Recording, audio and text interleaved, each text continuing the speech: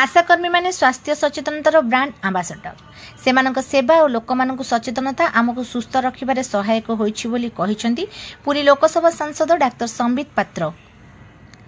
सोमवार पूर्वाह्न जिला मुख्य चिकित्सालय सम्मिलनी कक्ष स्टॉप डायरिया अभियान शुभारंभ करथिले सांसद डाक्टर पात्र।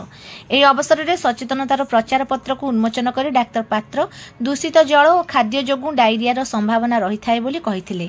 वर्तमान जाजपुर जिला सह अन्य केतक जिले में डायरियार प्रकोप देखा देइछि। आमे समस्ते वर्तमान ठारू सतर्क हेले और अन्य मानकु सचेतन कराइले डायरिया को प्रतिहत करि परिबा। स्वास्थ्य विभाग जिलार विभिन्न संवेदनशील अंचल को चिन्हट करबा सह समस्त जल उत्स विशोधन कराइबा, ओआरएस, हालोजिन, जिंक इत्यादि बंटन और व्यवहार संपर्क में सचेतन कराइबाकु से परामर्श देइथिले। आशाकर्मी माने तृणमूल स्तर में जने जने श्रेष्ठ सैनिक, सेमानक माध्यम रे आमे स्वास्थ्य सेवा को अधिक सक्रिय करि परिबा।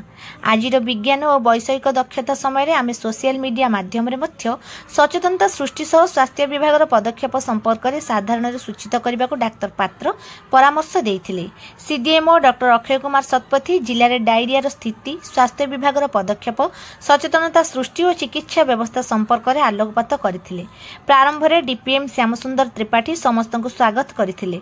अन्यमानक मध्यरे एडीएमओ डाक्टर विनोद कुमार रथ, सूचना और लोकसंपर्क उपनिर्देशक संतोष कुमार सेठी, जगतसिंहपुर लोकसभा सांसदों प्रतिनिधि राकेश कुमार विश्वाल प्रमुख जोगदे आलोचन में अंशग्रहण करथिले। शेष में मुख्य चिकित्सालय प्रशासनिक अधिकारी अंजलि तराई धन्यवाद अर्पण करथिले। एही सचेतनता अभियान सोमवार ठारू जुलाई 31 पर्यंत जारी रहिबो। एहा पूर्वरु चलित मास 2 तारिख ठारू डायरिया मुकाबिला पई प्रस्तुति जारी रहिथिला। परे सांसद डाक्टर पात्र चिकित्सालय परिदर्शन करबा सह परिष्कार परिच्छन्नता और स्वच्छता प्रति सर्वाधिक गुरुत्व देबाको परामर्श देइथिले।